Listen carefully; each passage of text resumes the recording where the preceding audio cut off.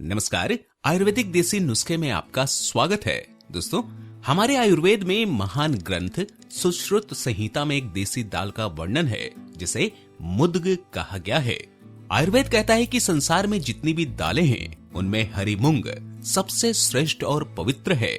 लेकिन क्या आपने कभी सोचा है कि जब कोई बीमार पड़ता है तो हकीम या डॉक्टर उसे सबसे पहले मूंग की खिचड़ी या मूंग का पानी पीने की सलाह ही क्यों देते हैं? दोस्तों, आज के इस विशेष वीडियो में मैं आपको हरी मूंग के वो गुप्त फायदे बताऊंगा जो बड़ी बड़ी दवाइयां नहीं कर पाती। हम जानेंगे कि इसे भिगोकर खाना चाहिए या पकाकर, और आयुर्वेद के अनुसार वो कौन सी दो चीजें हैं जिन्हें मूंग में मिलाते ही यह बुढ़ापे को रोकने वाली कायाकल्प औषधि बन जाती है। अगर आप भी स्वस्थ और दीर्घायु जीवन जीना चाहते हैं तो आयुर्वेद का यह ज्ञान आज आपके बहुत काम आएगा। तो चलिए शुरू करते हैं। दोस्तों, आयुर्वेद के अनुसार अधिकांश दालें शरीर में वात यानी गैस बढ़ाती हैं, लेकिन हरी मूंग इकलौती ऐसी दाल है जो त्रिदोष नाशक है, यानी यह आपके वात, पित्त और कफ तीनों को संतुलित रखती है। इसकी प्रकृति शीतल यानी ठंडी होती है और यह पचने में लघु यानी बहुत हल्की होती है। यही कारण है कि मूंग न केवल आपकी जठराग्नि को बढ़ाती है बल्कि आपकी आंखों की रोशनी के लिए भी इसे चक्षुष्य यानी आंखों का मित्र माना गया है।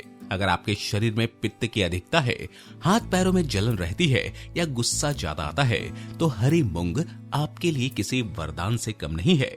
दोस्तों, आजकल लोग कच्चे स्प्राउट यानी अंकुरित मूंग खाने को बहुत हेल्दी मानते हैं, लेकिन आयुर्वेद यहाँ थोड़ा अलग मत रखता है।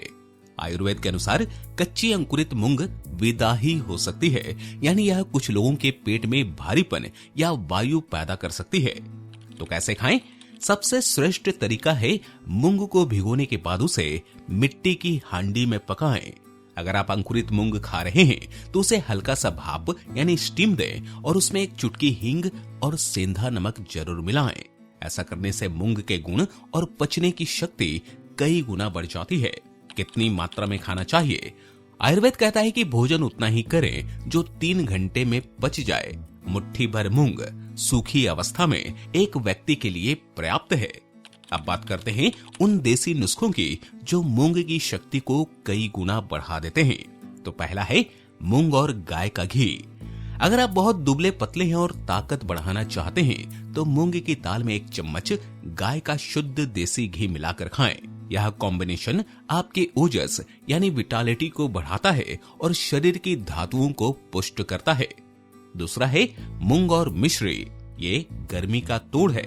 अगर आपके शरीर में गर्मी बढ़ गई है या नक्सीर यानी नाक से खून फूटती है तो छिलके वाली मूंग का पानी बनाकर उसमें थोड़ी धागे वाली मिश्री मिलाएं।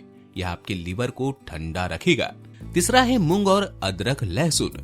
अगर आपको जोड़ों में दर्द रहता है तो मूंग बनाते समय उसमें अदरक और लहसुन का तड़का लगाएं। यह इसके शीतल गुण को संतुलित कर आपके जोड़ों को मजबूती देगा। दोस्तों, हालांकि मूंग श्रेष्ठ है, लेकिन आयुर्वेद के अनुसार इन 2 स्थितियों में सावधानी बरतें। जैसे अगर आपको दस्त की समस्या बहुत ज्यादा है तो बहुत गाढ़ी मूंग न खाएं, केवल उसका ऊपर का पानी लें। इसके अलावा चूंकि मूंग रूखी होती है, इसलिए जिन लोगों की त्वचा बहुत ज्यादा ड्राई रहती है उन्हें मूंग हमेशा घी या तेल के साथ ही लेनी चाहिए। कभी भी रूखी मूंग न खाएं। दोस्तों, हरी मूंग केवल एक अनाज नहीं है, यह आयुर्वेद का दिया हुआ एक सुरक्षा कवच है। अगर आप इसे सही विधि से संस्कारित करके खाएंगे तो बीमारियां आपके घर का रास्ता भूल जाएंगे। याद रखें, जैसा अन्न वैसा मन। क्या आप भी मूंग की खिचड़ी के शौकीन हैं? कमेंट में जरूर बताएं। अगर आपको यह आयुर्वेदिक जानकारी अच्छी लगी हो तो वीडियो को लाइक करें और अपने प्रियजनों के साथ शेयर करें। शुद्ध और देसी नुस्खों के लिए हमारे चैनल आयुर्वेदिक देसी नुस्खे को सब्सक्राइब करना ना भूलें। स्वस्थ रहें, सुखी रहें।